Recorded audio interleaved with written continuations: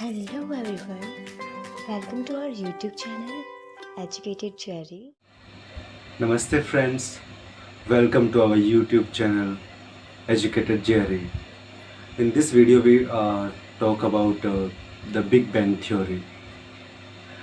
In the 1920s, the American astronomer Edwin Hubble sought to establish a relationship between the distance of a galaxy and the speed at which it is either approaching or moving away from our own.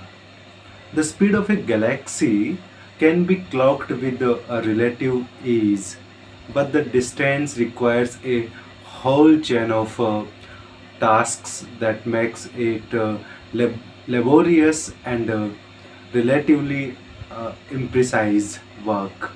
After painstaking research, Hubble identified a correlation between the distance and the speed of the galaxies he was studying. The more distant the galaxy, the greater its recession velocity. Basically, galaxies near to ours recede more slowly, while galaxies are further away withdraw more quickly. How can we explain this law?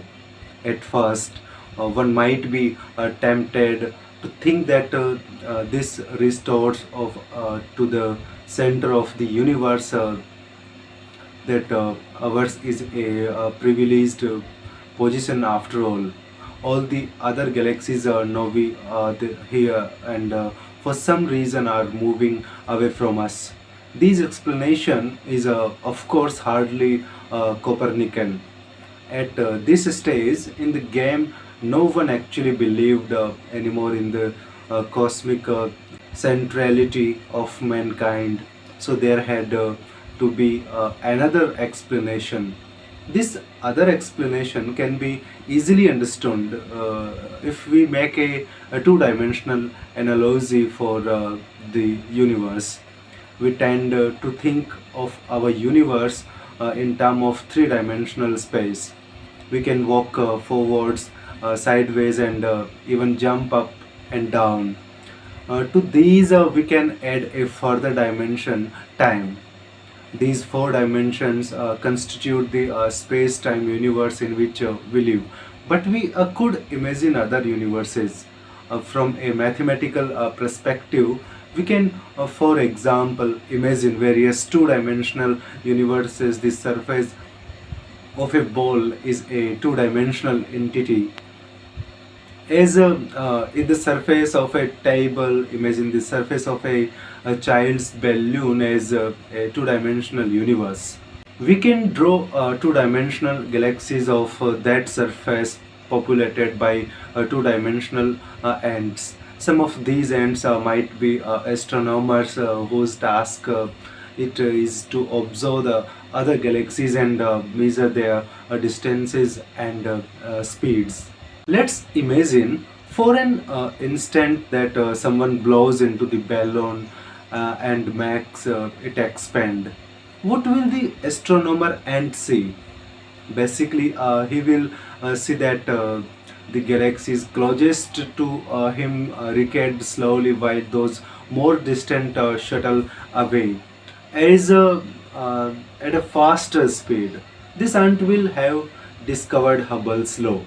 If we imagine the opposite, that instead of expanding, the balloon begins to deflate, what the ant will see in all of the galaxies edging closer to each other, the opposite of Hubble's law, what the law proves. Therefore, is that our universe is in expansion. In other words, it will be larger in the future and it was smaller in the past.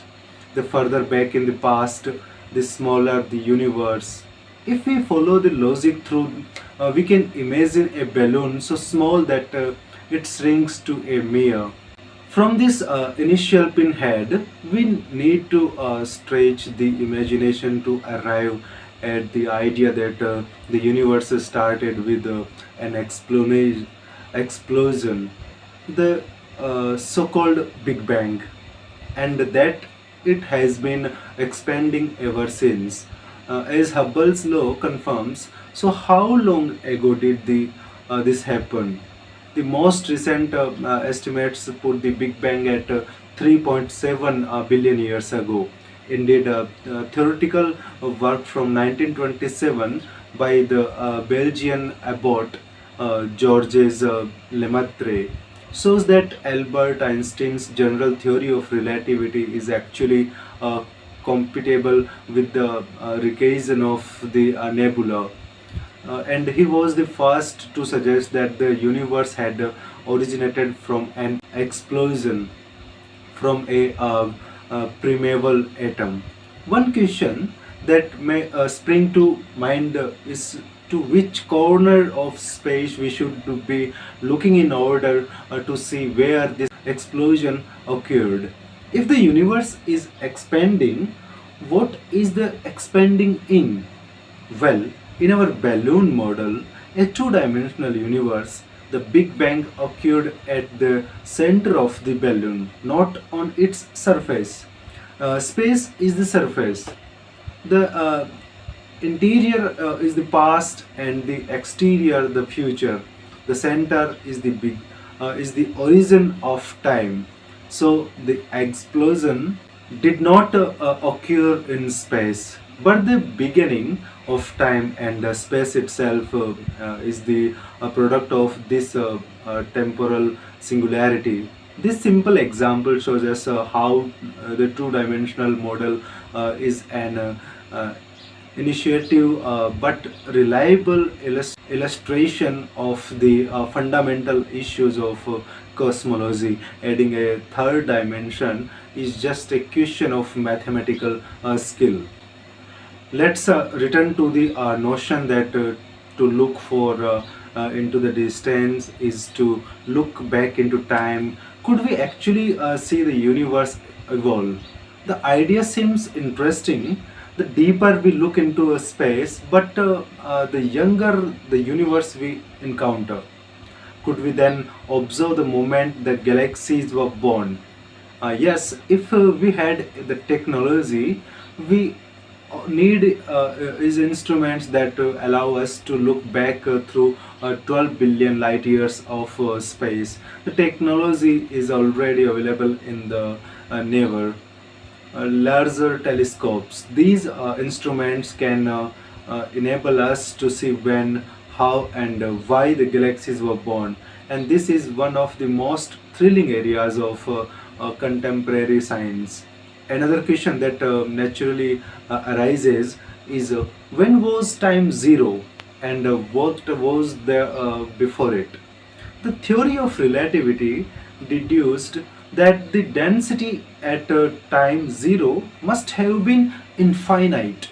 To tackle this situation would require a quantum theory of gravitation that does not yet exist, and so we cannot offer a scientific treatment of it at this time. Understanding this phase in the history of the universe is one of the greatest unsolved problems in contemporary physics. Thank you so much for watching this video.